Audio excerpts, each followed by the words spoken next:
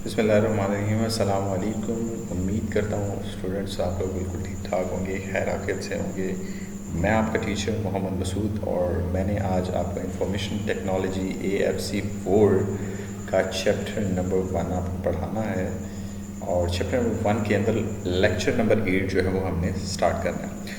आपको याद होगा कि लास्ट टाइम हमने स्टोरेज डिवाइसेस के बारे में पढ़ा था। तो स्टोरेज डिवाइसेस हमने ये पढ़ा था कि डाटा को स्टोर करवाने के लिए हम स्टोरेज डिवाइसेस का इस्तेमाल करते हैं। और हमने ये भी पढ़ा था कि हम स्टोरेज डिवाइसेस जो हैं वो जब भी बात करते हैं स्टोरेज डिवाइसेस की, तो स्टोरेज डिवाइसेस हम डाटा स्टोर करेंगे तो हम तब इस्तेमाल करेंगे, और जब भी डाटा रिट्रीव करेंगे तो डाटा रिट्रीविंग के लिए हम इस्तेमाल करेंगे।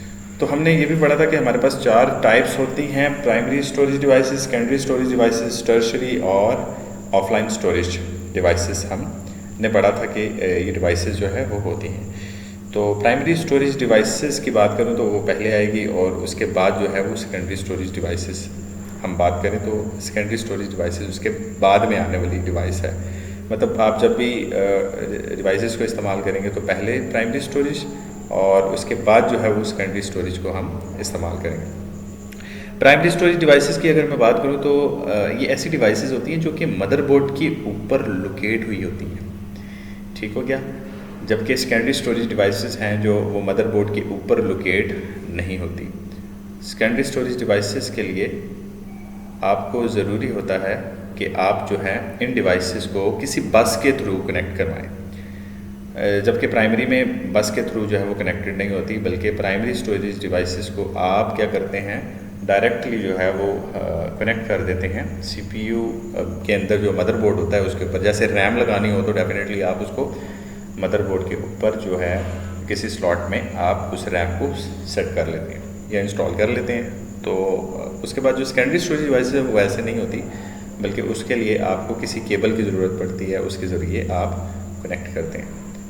और अगर मैं टर्शरी स्टोरेज की बात करूं तो माउंट और डिसमाउंट डिवाइस होती है जो कि हम इस्तेमाल करते हैं। और ऑफलाइन स्टोरेज हमारे पास ऐसी होती हैं जो कि हम जब ज़रूरत पड़ती है तो तब इस्तेमाल करते हैं, जब ज़रूरत हो ना हो तो तब हम इस्तेमाल नहीं करते। मतलब आप ये कह सकते हैं कि यूज़र के ऑन द नीडी बेसिस जो है वो हम इसको इस्तेमाल करते हैं। उम्मीद करता हूँ स्टूडेंट्स आपको समझ आ रही होगी। तो आप लाजमी मेरे चैनल को सब्सक्राइब करें, लाइक करें, और इस वीडियो को लाइक करने के बाद आप बेल आइकन पे ज़रूर क्लिक करें ताकि आपको नेक्स्ट आने वाली वीडियो जो है वो आपको मिल जाए।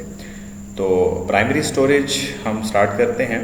प्राइमरी स्टोरेज जो है मैंने आपको बताया कि ये डायरेक्टली जो है वो कनेक्टेड होती हैं, कहाँ पर, मदरबोर्ड के ऊपर जो है वो कनेक्टेड होती हैं, मदरबोर्ड के ऊपर लोकेट हुई होती हैं।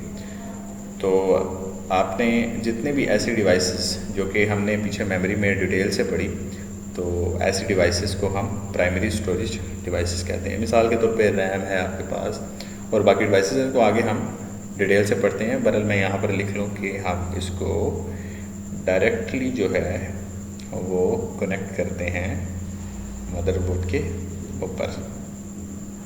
ये ऐसी डिवाइसेस हैं जिनका ताल्लुक प्रोसेसिंग के साथ होता है।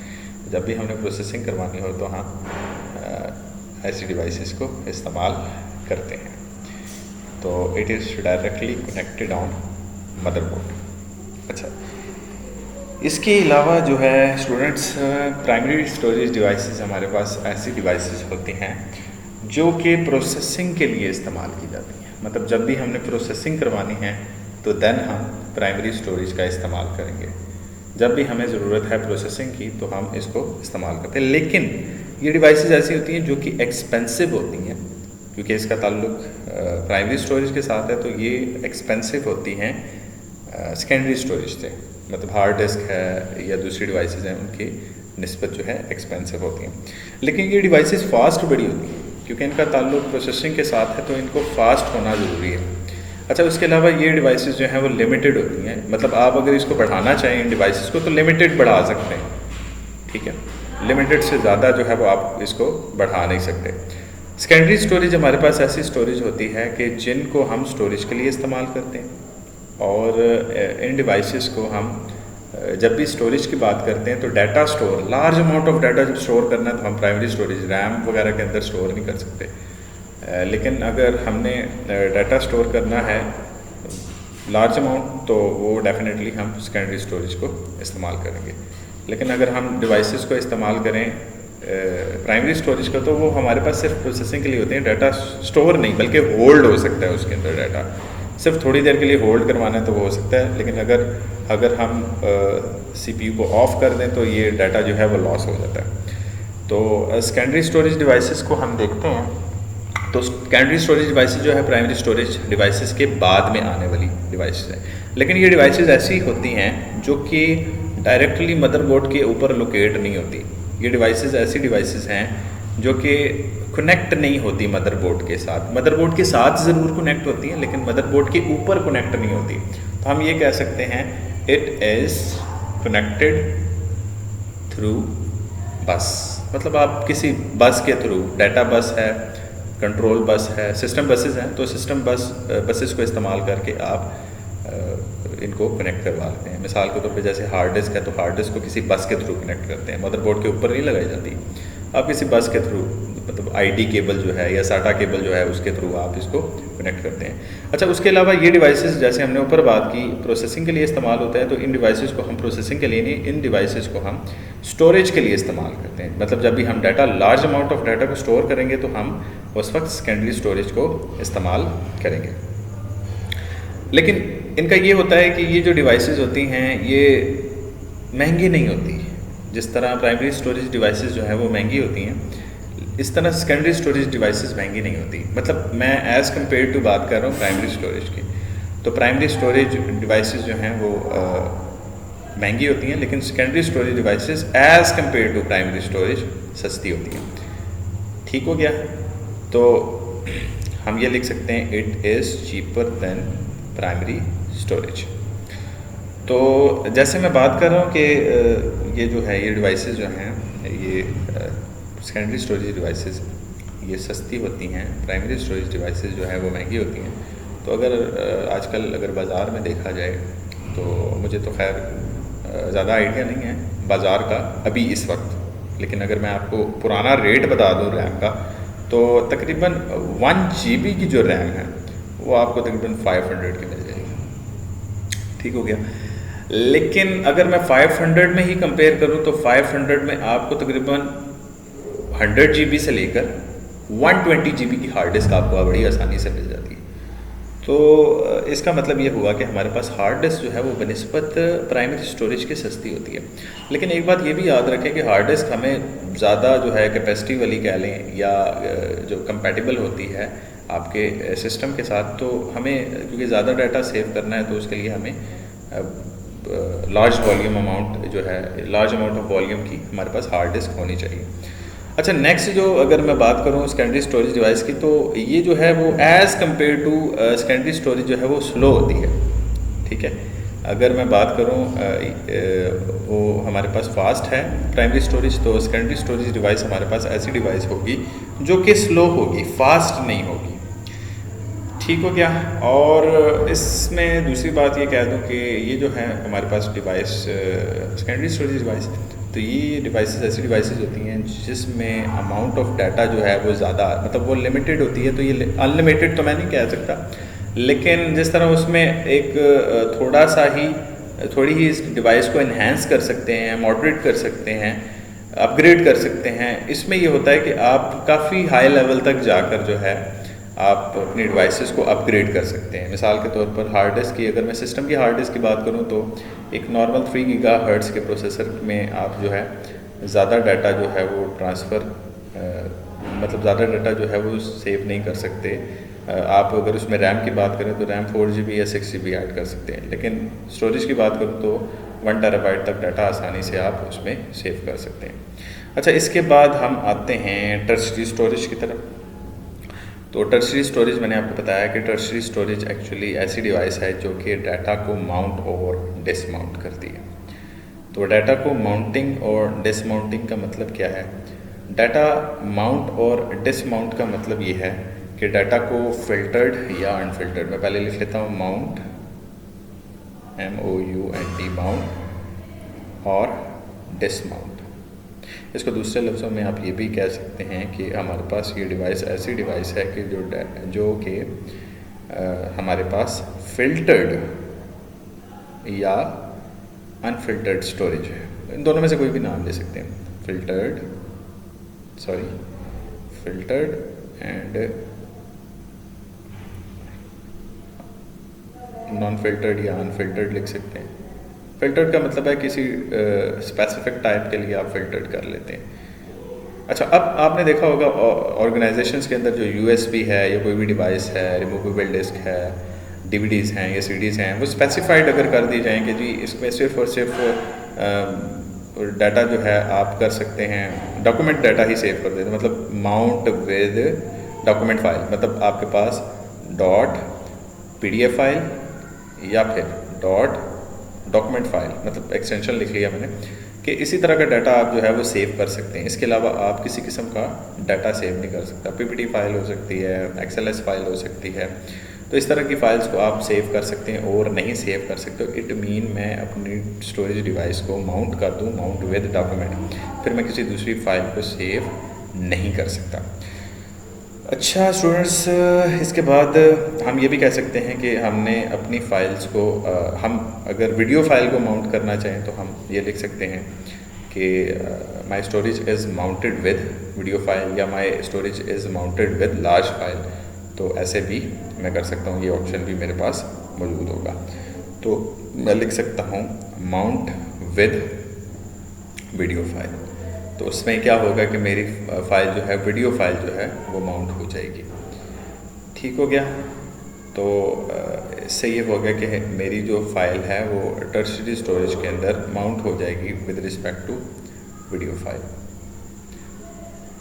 अच्छा, उसके बाद हम ये लिख सकते हैं कि हमारे पास कुछ सर्वर ऐसे होते हैं जो कि माउंट होते हैं। मतलब मैं अगर माउंटेड सर्वर की बात करूं तो मेरे पास YouTube का सर्वर ऐसा है जो माउंट हुआ है with respect to video file. ठीक है, कि आप YouTube के अंदर आप वीडियो के अलावा कोई भी दूसरी किस्म की फ़ाइल या दूसरे एक्सटेंशन की फ़ाइल जो है वो अपलोड नहीं कर सकते। इसका मतलब हुआ कि YouTube आपके पास ऐसा सर्वर है, माउंटेड सर्वर है, जिसके अंदर सिर्फ और सिर्फ वीडियो फाइल्स ही रख सकते हैं। इसी तरह अगर मैं वेबसाइट की बात करूँ पिंटरेस्ट की, तो पिंटरेस्ट आपको बड़ी मशहूर ज़माना वेबसाइट है। इसके अंदर सिर्फ और सिर्फ आप इमेजेस को अपलोड कर सकते हैं या इमेजेस को वहाँ से ले सकते हैं, इसके अलावा कोई दूसरी फाइल नहीं। इसी तरह अगर मैं बात करूँ शटरस्टॉक की, तो shutterstock.com जो है वो भी ऐसी वेबसाइट है जो जहाँ से आप सिर्फ और सिर्फ वॉलपेपर्स को, इमेजेस को या ग्राफिक्स को ही ले सकते हैं। तो हमारे पास वो स्टोरेज या वो सर्वर भी ऐसा है जो कि माउंट हुआ है, माउंट विद इमेजेस। ठीक है, और इसी तरह हमारे पास और भी बहुत से, जैसे विकीपीडिया है तो वो टेक्स्ट फाइल्स को अपने पास या टेक्स्ट को माउंट करता है। अच्छा, अब इसके बाद मैं बात करता हूँ अनमाउंट की। तो अनमाउंट का मतलब है कि मैं अनमाउंट कर लूँ, मतलब कि माउंटिंग ना लगाऊँ, फिल्टर्ड ना लगाऊँ, इसको नॉन फिल्टर्ड भी कहते हैं। या फिर मैं स्पेसिफिक कह देता हूँ कि मेरे पास कोई जो है वीडियो है, कि मेरे पास वीडियो फाइल जो है अनमाउंट होगी है, तो इट मीन अगर मैं अनमाउंट वीडियो फाइल्स को करूँगा तो इसका मतलब है कि मेरे पास जो है वीडियो फाइल के अलावा बाकी जितनी भी फाइल्स हैं उनको मैं अपने पास सेव कर सकता हूँ। इसी तरह मैं अगर कहूँ अनमाउंट विद लार्ज फाइल, तो लार्ज फाइल्स उसमें सेव नहीं हो सकती, बाकी सारी फाइल्स सेव हो सकती हैं। अच्छा, व्हाट्सएप की बात करूँ तो व्हाट्सएप पे आपने देखा होगा कि 30 सेकंड का आप जो है वो स्टेटस लगा लेते हैं। तो मैं ये भी कह सकता हूँ कि व्हाट्सएप पे जो 30 सेकंड का स्टेटस है वो भी माउंट हुआ है विद रिस्पेक्ट टू टाइम। ठीक है, तो मैं उसको लिख लेता हूँ माउंट फाइल्स डेफिनेटली आपके पास वीडियो फाइल होगी या फिर कोई इमेज हो सकता है। तो mount file double quotation time, और टाइम डेफिनेटली आपके पास होता है 30 सेकंड का। तो इट मीन 30 सेकंड तक टाइम को मैंने माउंट कर दिया। उसके बाद जब फाइल होगी तो उसको ब्लॉक कर देगा, जैसे कि टर्शियरी स्टोरेज में बाकी डिवाइसेस को या बाकी स्टोरेज करने वाली फ़ाइल को वो ब्लॉक कर देता है या एरर दे देगा या परमिशन मांगेगा वगैरह वगैरह। ठीक हो गया। अच्छा जी, इसके बाद हम नेक्स्ट आते हैं ऑफलाइन स्टोरेज की तरफ। तो ऑफलाइन स्टोरेज को समझने से पहले स्टूडेंट्स मैं आपको बता दूं कि ऑनलाइन स्टोरेज का समझना बड़ा ज़रूरी है। ठीक है, तो ऑनलाइन स्टोरेज हमारे पास ऐसी स्टोरेज होती हैं जो कि बहुत ज़रूरी होती हैं प्रोसेसिंग के लिए। ऑनलाइन स्टोरेज में ऐसा होता है कि आप प्रोसेसिंग नहीं करवा सकते तब तक जब तक आपके पास ऑनलाइन स्टोरेज नहीं है। ऑनलाइन स्टोरेज का होना ज़रूरी है। प्रोसेसिंग जब भी करवानी, ऑनलाइन स्टोरेज का होना बड़ा ज़रूरी है। इसको मैं यहाँ से उठा के दूसरी तरफ ले जाता हूँ। चलें, बस ठीक है, यहीं पे ठीक है। तो ऑनलाइन स्टोरेज हमारे पास ऐसी स्टोरेज होती हैं जो कि ज़रूरी होती हैं हमारे पास, इसलिए कि हम इसको इस्तेमाल करें प्रोसेसिंग के दौरान। इसका ताल्लुक़ भी प्रोसेसिंग के साथ होता है। मतलब जब भी आप कंप्यूटिंग करवा रहे हैं तो इनका होना बड़ा ज़रूरी होती है। जैसे मिसाल के तौर पे अगर मैं बात करूं हार्ड डिस्क की, तो हार्ड डिस्क होगी, रैम होगी, रोम होगी। तो सबसे पहले यहाँ पर हम लिख लेते हैं रैम, उसके बाद हम लिख लेते हैं रोम, और देन उसके बाद हम लिख लेते हैं हार्ड डिस्क। तो एक्चुअली ये डिवाइसेस ऐसी डिवाइसेस हैं कि जिनके लिए स्टूडेंट्स आपको पता होगा कि हमारे पास ऐसी डिवाइसेस के लिए बहुत ज़रूरी है कि हम जब भी प्रोसेसिंग करवाएं इन डिवाइसेस का होना ज़रूरी है। तो अगर ऐसी डिवाइसेस या ये डिवाइसेस रोम, रैम या कैशे मेमोरी होगी, या इसके अलावा मैं बात करूं स्टैक्स की बात करूं, रजिस्टर्स की बात करूं, फ्लैग्स की बात कर लूं, हार्ड डिस्क की बात कर लूं, तो ये ऐसी डिवाइसेस हैं जिनका होना ज़रूरी है। अगर ये डिवाइसेस नहीं होंगी तो आप कभी भी प्रोसेसिंग नहीं करवा सकेंगे। डेफिनेटली ये होंगी तो आप, अगर मिसाल के तौर पे मैं हार्ड डिस्क की बात करूं, तो हार्ड डिस्क मेरे पास मौजूद होगी तो तभी जाकर मैं विंडोज़ इंस्टॉल करूँगा, और विंडोज़ इंस्टॉल होगी तो उसके बाद आप प्रोसेसिंग करवा सकते हैं, अदरवाइज़ आप प्रोसेसिंग नहीं करवा सकते। लेकिन ये ऐसी डिवाइसेस जो कंपलसरी हैं, ठीक है, आपके पास होनी चाहिए, ज़रूरी है, कंपलसरी फॉर प्रोसेसिंग, ठीक है। तो ये जब होंगी तो तब ही आप इसको इस्तेमाल कर सकते हैं। तो अगर ये डिवाइसेस नहीं होंगे तो आप प्रोसेसिंग नहीं करवा सकते। लेकिन अगर मैं बात करूं ऑफ़लाइन स्टोरेज की, ऑफ़लाइन की उम्मीद करता हूं ऑनलाइन स्टोरेज की आपको समझ आ गई होगी। तो ऑनलाइन स्टोरेज की अगर मैं बात करूं तो ऑनलाइन स्टोरेज हमारे पास ऐसी स्टोरेज होती हैं जो यूज़र इस्तेमाल करता है ऑन द नीडी बेसिस। मतलब आप ये कह सकते हैं कि यूज़र ऑफ़लाइन स्टोरेज को उस वक्त इस्तेमाल करता है जब उसको ज़रूरत होती है इन डिवाइसेस को इस्तेमाल करने की। अगर उसको ज़रूरत नहीं है तो वो ऑफ़लाइन स्टोरेज को इस्तेमाल नहीं करेगा। तो मैं ये लिख सकता हूँ कि offline storage are the storage which we are using on the needy basis। तो ये ऐसी डिवाइसेस हैं जो कि needy basis, on the needy basis जो है वो हम इस्तेमाल करते हैं। मिसाल के तौर पे USB, यार USB का तो आपको पता होगा, USB हम उस वक्त इस्तेमाल करते हैं जब हमें ज़रूरत पड़ती है। ऐसा नहीं है कि हम कनेक्ट करके रखें। हाँ, बाज़ लोगों के अंदर आदत होती है, वो क्या करते हैं कि जी CPU के साथ हर वक्त USB को कनेक्ट किए फिरते हैं या कनेक्ट होती है। लेकिन यह है कि हम इसको तब इस्तेमाल करते हैं जब हमें ज़रूरत पड़ती है। अच्छा, इसके बाद हम बात करते हैं वेब स्टोरेज की। आपने कोई क्लाउड बनाया हुआ है, हवाबी क्लाउड है, iCloud है, या Gmail का अकाउंट बनाया है, तो उसके साथ आपको पता है गूगल ड्राइव मिलती है, या गूगल अकाउंट में आपके पास कोई वेब स्टोरेज मिली हुई है, तो आप उसको इस्तेमाल करते हैं। तो वो भी हमारे पास ऑफ़लाइन स्टोरेज है, वो भी ऑन द नीडी बेसिस ही इस्तेमाल करते हैं। इसी तरह आपके पास DVDs और CDs जो हैं वो भी आप तब इस्तेमाल करते हैं जब आपको ज़रूरत होती है। तो ऑन द नीडी बेसिस जो है वो आप या यूज़र जब रिक्वायर करता है, जब वो चाहता है कि वो इस्तेमाल करे, तभी वो इनको इस्तेमाल करता है, अदरवाइज़ वो इनको इस्तेमाल नहीं करता। स्टोरेज डिवाइसेस की आपको समझ आ गई होगी स्टूडेंट्स। स्टोरेज डिवाइसेस जो हैं इनको आउटपुट डिवाइसेस भी कहा जाता है। कैसे आउटपुट डिवाइसेस कहा जाता है? इस वजह से इसको आउटपुट डिवाइसेस कहा जाता है कि स्टोरेज डिवाइसेस हमारे पास हम अगर प्रायोरिटी बेस करें तो स्टोरेज को पहला मकसद जो है इसका, अगर मैं इसके फंक्शनैलिटीज़ को प्रायोरिटी पे लेकर आऊँ तो पहली प्रायोरिटी इसकी ये है कि स्टोरेज डिवाइसेस को हम डाटा को स्टोर करवाने के लिए इस्तेमाल करते हैं। दूसरा मकसद अगर मैं देखूँ तो डाटा स्टोरेज डिवाइसेस जो हैं इनका दूसरा मकसद है IO, डाटा को लेना और फिर देना IO डिवाइसेस के तौर पर भी इस्तेमाल करते हैं। मिसाल के तौर पर अगर मैं बात करूँ USB की, तो USB मेरे पास ऐसी डिवाइस है, आपको बेहतर पता है कि जब भी हमने डाटा ट्रांसफ़र करना हो तो हम कहते हैं यार USB डिवाइस होनी चाहिए। मतलब हमारे पास USB डिवाइस ऐसी होती है जो कि हम पोर्टेबलिंग के लिए इस्तेमाल करते हैं।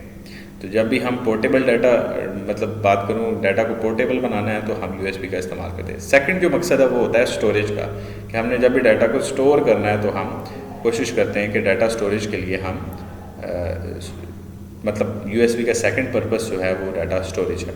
और थर्ड की अगर मैं बात करूँ तो वो है आईओ, मतलब इनपुट और आउटपुट लेने के लिए हम इसको इस्तेमाल करते हैं। तो स्टूडेंट्स उम्मीद करता हूँ कि आप लोगों को ये सब समझ आ गया होगा। तो मैं दोबारा बता देता हूँ कि चैनल को सब्सक्राइब करें, लाइक करें और कोशिश किया करें कुछ समझ ना आ रहा हो तो पूछ लिया करें। कमेंट बॉक्स में भी आप पूछ सकते हैं, कमेंट सेक्शन में आप पूछ सकते हैं। तो इंशाल्लाह नेक्स्ट लेक्चर में मैं आपको ऑपरेटिंग सिस्टम के बारे में बताऊंगा। हम इंशाल्लाह उसमें सॉफ्टवेयर और उसकी टाइप्स के बारे में पढ़ेंगे। तो ओके, अल्लाह हाफ़िज़।